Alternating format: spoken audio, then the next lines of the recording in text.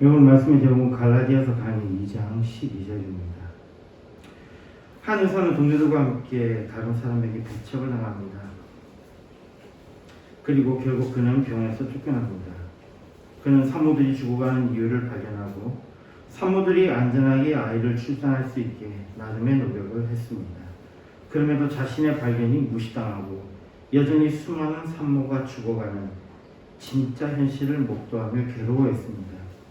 그러다 끝내 그는 정신 이상 증세를 보이고 1865년 동료들의 손에 이끌려 정신병원에 강제 입원되었습니다. 그리고 불과 2주 후에 아이러니하게도 손가락 상처를 통한 감염으로 47세의 생을 마감합니다. 그의 이름은 이그나츠 세멜바이스, 헝가리 출신의 의사였습니다. 1840년대 오스트리아 빈 종합병원에는 두 개의 상과 의국이 있었습니다. 제1의국은 의사들이, 제2의국은 의사가 아닌 조산사들이 아이를 받았습니다. 그런데 이상하게도 조산사들이 아이를 받는 제2의국의 산모 사망률은 2에서 4%에 불과했던 반면 엘리트 의사와 의대생들이 진료하는 제1의국의 산모 사망률은 무려 10%에서 20%, 심할 때는 30%에 달했습니다. 그러나 의사들이 진료하는 제1의국은 병원에 입원한 산모 10명 중 한두 명은 산열로 목숨을 잃는 비극이 매일같이 되풀이 되었다는 것입니다. 이에 이 참혹한 차이에 의문을 품었던 그는 마침내 그 원인을 밝혀냅니다. 그는 동료 의사가 부검 도중 메스에 베어 사망한 사건을 계기로 결정적인 진실을 포착합니다. 그는 의사들이 시신을 부검한 손을 씻지도 않은 채 곧바로 산모의 배에 손을 대고 아이를 받아내고 있었던 그 상황에 주목합니다. 세멜바이스는 그에 대한 대처로 치료 전 소독을 의무화했습니다. 그리고 그 결과는 경이로웠습니다. 20%대에 육박하는 사망률이 단숨에 1%대로 떨어졌습니다. 대단한 성과입니다. 눈앞에서 수많은 산모의 목숨을 구한 이 위대한 발견은 마땅히 칭송받아야 했습니다. 그러나 돌아온 것은 환호가 아닌 철저한 배척과 조롱이었습니다. 안 그래도 교만한 자들이 확률이 높은 의사 집단은 의사가 병을 옮기는 살인자라는 말이냐라는 것에 크게 분노했습니다. 당대 의사들 가운데 많은 사람들은 세멜바이스의 주장은 단순히 학설이 아니라 자신들이 신사이자 고결한 구원자라는 평판과 자존심에 위해를 가하는 치명적인 공격으로 인식했습니다. 더욱이 미생물학이 발전하기 전이었기에 과학적 메커니즘에 대해서 완벽히 설명하지 못하자 의학계는 자신들의 평판과 기득권을 지키기 위해 그를 집단으로 매장하기 시작했습니다. 동료들은 복도에서 그와 눈을 마주치기는커녕 슬그머니 자리를 피했고 그가 건넨 지침서를 눈앞에서 찢어버렸습니다. 그 결과가 앞에서 언급한 그의 쓸쓸한 죽음입니다. 오만한 자들은 자신의 평판과 체면을 지키려 진실을 말한 선구자를 비극으로 몰아넣고 여전히 무수한 생명을 죽게 하는 역사적 비극을 이어갔습니다. 그러나 다행히도 훗날 파스테르 등의 세균론으로 그의 주장이 입증되고 그는 비로소 산모들의 구원자이자 현대 감염 관리의 아버지로 역사 속에서 그의 신원이 복원됩니다. 만약에 우리가 오스트리아 빈 종합병원의 한 사람의 의사였다면 우리는 어떤 행동을 취했을까요? 세멜바이스의 지침을 따랐을까요? 아니면 그가 가까이 올 때 슬그머니 자리를 옮겼을까요? 역사의 분위기를 봐서는 만약에 우리가 그를 보고 슬그머니 자리를 옮기지 않았다면 아마도 우리도 그 병원에서 쫓겨나고 비참한 생활을 하지는 않았을까요? 오늘 우리는 이렇게 사회적 두려움을 잘 알고 있었기에 자리를 떠났던 베드로를 본문에서 만납니다. 그가 바울에게 책망을 받았던 것은 우리가 앞의 절에서 다루었습니다. 그러나 그가 그럴 수밖에 없었던 것을 한번 이해해 보았으면 합니다. 그러면서도 우리도 그랬을 것이지만 그러나 그러지 말아야 했던 것에 대해서도 묵상해 보는 시간을 가졌으면 합니다. 오늘 본문 말씀인 갈라디아서 2장 12절을 봅시다. 야고보에게서 온 어떤 이들이 이르기 전에 게바가 이방인과 함께 먹다가 저희가 오매 그가 할례자들을 두려워하여 떠나 물러가매. 이 부분의 헬라어는 다음과 같습니다. Portugal tem dinas apo Jacob metatonet non shinestien hotede elton hyperstellen kai aporisen healton pogmenos tus ek peritome. 상황을 명확히 하기 위해서 헬라 문구들을 세심하게 살펴봅시다. 베드로는 포그메노스, 두려워했습니다. 그가 두려워한 것, 무엇으로부터 두려움을 가졌습니까? 바로 페리토메스, 바로 할례자들입니다. 할례자들이라 함은 예루살렘 교회이며 또한 그들이 같이 하는 그리스도인들입니다. 여기에 또 하나 생각해 볼 것은 베드로는 할례자들과 함께 했습니다. 오히려 무할례자들과의 교제는 그의 생애에서 상당히 신선한 경험이었을 것입니다. 그는 예수 그리스도의 복음을 전하면서 계속해서 사람을 만났지만 그 사람들은 할례를 생각할 필요도 없는 할례자들이었을 것입니다. 그러니 그런 것에 대해서는 전혀 생각조차 해보지 않았을 것입니다. 그는 단지 주님의 명에 따라 그저 사람들의 영혼을 사랑하는 마음에 따라 그저 복음을 전했을 것입니다. 그러한 가운데 그가 무할례자에 대한 즉 이방인에 대한 인식을 가지게 되는 계기가 사도행전 10장에 기록되어 있습니다. 이탈리아 부대의 로마 백부장인 이방인 고넬료가 기도 중에 환상을 보고 베드로를 청합니다. 바로 그 무렵에 베드로는 역시 기도하던 중 하늘이 열리며 부정한 지순들이 담긴 보자기 환상을 봅니다. 13절입니다. 또 소리가 있으되 베드로야 일어나 잡아 먹으라 하거늘. 이에 14절에 베드로는 대답합니다. 베드로가 가로되 주여 그럴 수 없나이다. 속되고 깨끗지 아니한 물건을 내가 언제든지 먹지 아니하였사옵나이다 한데. 그리고 이어서 15절 말씀입니다. 또 두 번째 소리 있으되 하나님께서 깨끗게 하신 것을 내가 속되다 하지 말라 하더라. 이런 일이 세 번 있고 베드로가 생각이 잠길 때 고넬료가 보낸 사람들이 베드로에게 도달합니다. 성령의 감동하심과 함께 이 환상의 의미를 깨달은 베드로는 유대인들의 오랜 관습과 율법의 금기를 깨고 이방인 고넬료의 집을 직접 찾아갑니다. 그리고 그곳에 모인 이방인들에게 복음을 전할 때 유대인들에게 임했던 것과 똑같은 성령의 임재가 이방인들에게 임하고 있는 것을 그는 눈으로 목격하고 현장에서 그들에게 세례를 베립니다. 사도행전 10장 34절에서 35절의 말씀을 봅시다. 베드로가 입을 열어 가로되 내가 참으로 하나님은 사람의 외모를 취하지 아니하시고 각 나라 중 하나님을 경외하며 의를 행하는 사람은 하나님이 받으시는 줄을 깨달았도다. 이런 경험을 한 베드로는 하나님의 뜻을 모르는 것이 아니었습니다. 그리고 바울이 그를 책망할 때 그가 순순히 받아들였던 것도 그는 이미 이방인들에게도 복음은 똑같은 것이며 하나님의 동일한 은혜가 그들에게 함께 하심을 누구보다 잘 알고 있었기 때문입니다. 그럼에도 그가 할례자들을 두려워한 것은 그가 거하는 곳에서 그가 살아가는 곳에서 그가 겪게 될 어려움에 그는 그것을 잘 알고 있었기 때문입니다. 그렇게 자신 있게 이방인들에게 역사하는 은혜에 대해서 선포했던 그였지만 사도행전 11장에는 그가 겪은 어려움을 기술합니다. 사도행전 11장 1절에서 3절입니다. 유대에 있는 사도들과 형제들이 이방인들도 하나님 말씀을 받았다 함을 들었더니 베드로가 예루살렘에 올라갈 때에 할례자들이 신란하여 가로되 내가 무할례자의 집에 들어가 함께 먹었다 하니 바로 할례자들의 공백이 있었습니다. 이후에 말씀에 베드로는 열심히 변론합니다. 그리고 겨우 다음 결론을 이끌어냅니다. 사도행전 11장 18절입니다. 저희가 이 말을 듣고 잠잠하여 하나님께 영광을 돌려 가로되 그러면 하나님께서 이방인에게도 생명 얻는 회개를 주셨도다 하니라. 이렇게 보면 잘 해결된 것처럼 보이지만 오랜 전통에 있었던 자들에게는 이것은 잠시 덮어둔 것일 뿐이라는 느낌을 여전히 남게 합니다.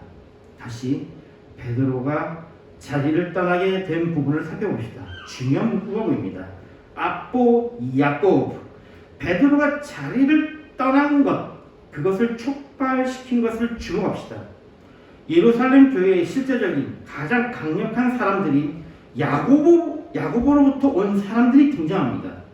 이들은 단순한 침묵을 위한 사람들이 아닌 공식 대표단이며 정통 권력자들입니다. 그리고 이렇게 소개한 것은 평소에 베드로와 소통하던 사람들이 아니었을 것이라는 것도 포함될 수 있습니다. 그리고 여기에 오히려 저는 우리가 새로운 정보를 얻을 수 있다고 생각합니다. 베드로는 야고보를 잘 몰랐다는 것입니다.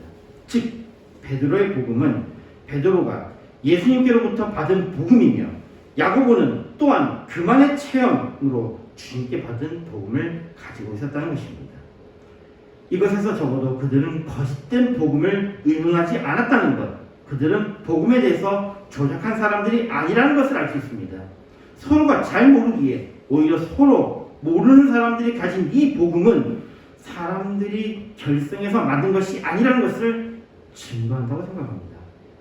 바울의 복음은 그가 다메섹 도상에서 만난 예수님으로부터 받은 복음이며 그래서 서로 의논된 조작된 인위적인 복음이 아니라면 베드로의 복음도 야고보의 복음도 그들 각각이 주님으로부터 받은 복음이며 그 복음은 인간에 의해서 기획된 것이 아니라는 증거가 바로 이것입니다. 그럼에도 그 각각의 복음이 일치했다는 것을 이 복음이 진리라는 것을 또한 증명한다고 생각합니다. 여하튼 베드로는 이미 겪은 경험으로 이방인에게 전해진 복음이 참된 것임은 알았습니다. 그러나 예루살렘 교회에서 그가 당했던 공격을 기억했고 예루살렘 교회에서 야고보의 사람들이 왔을 때 그는 야고보의 사람들이 가진 복음을 잘 몰랐기에 그래서 또 그런 어려움을 당할까 두려워하여 자리를 떠났다는 것입니다. 물론 우리는 이미 15장의 말씀을 알고 끝을 알기에 그들은 모두 이방인에게 주어진 무할례자의 복음이 참된 것임에 대해서 모두가 인정했고 복음에 대해서 일치한 견해를 가진 것을 압니다. 그러나 그때 베드로는 몰랐습니다. 그 두려움을 우리는 이해하려면 할 수 있습니다. 인간은 사회적 동물이며 개인의 평판을 신경 쓰는 것은 스스로가 사회에서 멀어지는 것을 두려워하기 때문입니다. 사회에서 멀어진다는 것은 개인에게는 죽음을 의미할 정도로 치명적인 것입니다. 앞에서 위대한 의사인 이그나츠 세멜바이스도 이로 인해 정신 이상의 죽음에까지 이르렀습니다. 사회적 죽음은 정말로 치명적인 것입니다. 이런 의미에서 우리는 솔직히 베드로의 태도를 충분히 이해할 수 있을 것입니다. 그럼에도 우리는 다른 부분을 검토해 봐야 합니다. 베드로의 태도에서 이런 부분도 보입니다. 예루살렘에서 온 공식 대표단에 대한 배려의 측면도 있습니다. 아마도 자신이 겪은 것처럼 그들이 이방인을 경험하지 않았다면 그들은 놀랄 수 있음에 대해서 그는 배려했습니다. 물론 두려움도 포함해서 말입니다. 그리고 이런 행동이 가능했던 것은 여전히 베드로는 율법과 복음 사이를 정확히 구분하지 못한 듯이 보이는 부분도 있습니다. 아니면 율법에 대한 존중을 표현한 것일 수도 있습니다.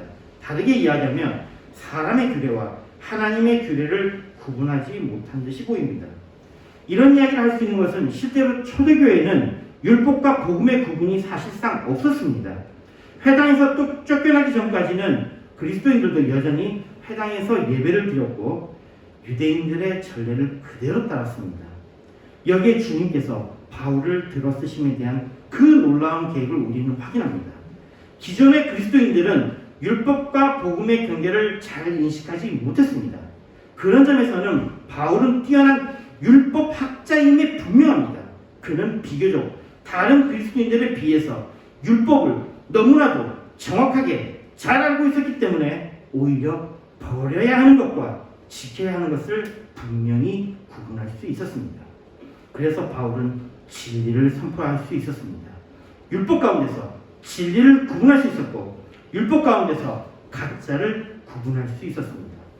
그로 인해 율법에서 가리키는 진리를 명확히 베드로를 비롯한 다른 그리스도인들에게 지적할 수 있었습니다. 그리고 베드로의 훌륭한 점은 그는 무지에 대해서 이후에 알게 되었을 때에는 회개했다는 사실입니다. 초대교회가 훌륭한 점은 그 복음을 잘 이해하고 노력했고 그것을 열심히 전하며 실천했다는 것입니다. 베드로의 태도를 우리는 충분히 이해합니다. 그러나 세상에서는 그래도 되지만 교회는 그러면 안 됩니다. 왜냐하면 교회는 진리를 쫓아 살아가기 때문입니다. 그리고 베드로가 보여준 것과 같이 예루살렘 교회가 보여준 것과 같이 교회는 진리를 쫓아야 하기 때문에 교회 가운데서는 항상 참된 회개가 있어야 합니다. 그리고 교회는 그 회개 가운데 오히려 새 힘을 얻고 새 생명을 얻습니다. 말씀 맺겠습니다.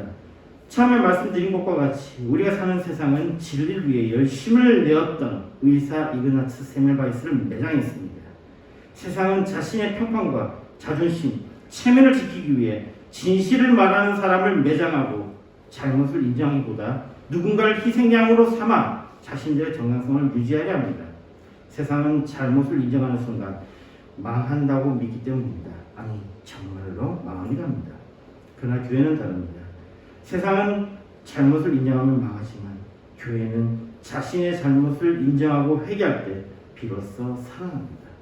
오늘 본문의 베드로는 위대한 사도였지만 인간이 가진 사회적 두려움과 평판의 무기 앞에서 순간적으로 진리의 식탁을 떠나는 연약함을 보였습니다. 초대교회 성도들 역시 율법의 익숙함과 복음의 낯선 자유함 사이에서 명확한 경계를 구분하지 못하고 머뭇거렸습니다. 하지만 하나님께서는 그 무지와 연약함을 돌보아 주셨습니다. 율법의 본질을 너무나도 정확히 알고 있었던 바울을 일으켜 세우셔서 율법 뒤에 숨은 인간의 가짜 의를 찢어내시고 그리스도의 십자가라는 단 하나의 진리를 드러내셨습니다. 오늘 말씀을 묵상하는 우리 스스로에게 정직하게 물어보기를 원합니다. 우리는 세상 사람들처럼 내 평판과 안위를 지키기 위해 진리를 알면서도 슬그머니 자리를 피하는 그러한 삶을 살고 있지는 않습니다. 내 체면과 잘못을 지적받았을 때 체면을 지키려고 밟기만 하는 세상의 방식을 따르고 있지는 않았습니까? 그리스도인은 세상의 시선이라는 두려움에 끌려다니는 자들이 아니라 오직 하나님의 진리를 쫓아 부끄러운 아름다운 삶을 살아가는 사람들입니다. 우리의 삶에도 때로는 베드로와 같은 흔들림과 연약함이 찾아올 수 있습니다. 그러나 기억합시다. 교회와 성도의 능력은 완벽함이 있는 것이 아니라 잘못을 깨달았을 때 십자가 앞으로 돌아오는 참된 회개에 있습니다. 복음의 진리 안에서 날마다 나를 내려놓고 회개함으로 세상이 줄 수 없는 새로운 생명과 참된 자유를 누리며 살아가는 행복한 그리스도인이 되기를 소망합니다. 베드로전서 1장 25절에 말씀합니다. 오직 주의 말씀은 세세토록 있도다 하였으니 너희에게 전한 복음이 곧 이 말씀입니다. 주기도 마시겠습니다. 하나님 신의 아버지여, 이름이 거룩히 여김을 받으시오며 나라의 임하옵시며 뜻이 하늘에서 이룬 것 같이 이 땅에서 이루어지리이다. 오늘날 우리에게 영원한 양식을 주옵시고 우리가 우리에게 죄진 자를 사해 준 것 같이 우리 죄를 사하여 주옵시고 우리를 시험에 들게 하지 마옵시고 다만 에게서 구하옵소서. 대개 나라와 권세와 영광이 아버지께 영원히 있사옵나이다. 아멘. 찬송가 475장 보면서 준비하시는 거 하시겠습니다.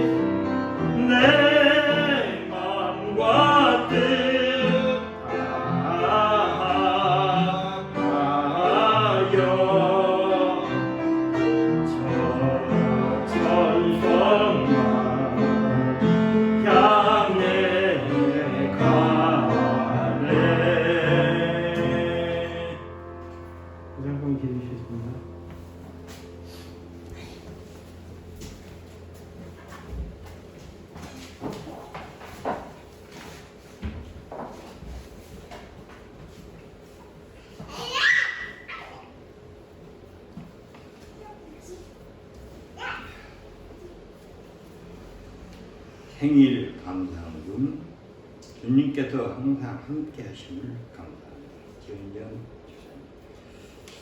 방표 감사합니다.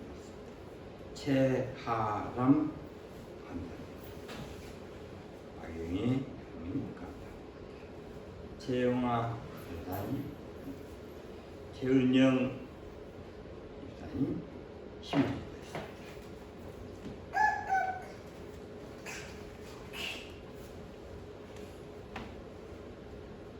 기도하겠습니다. 좋으신 하나님 감사합니다.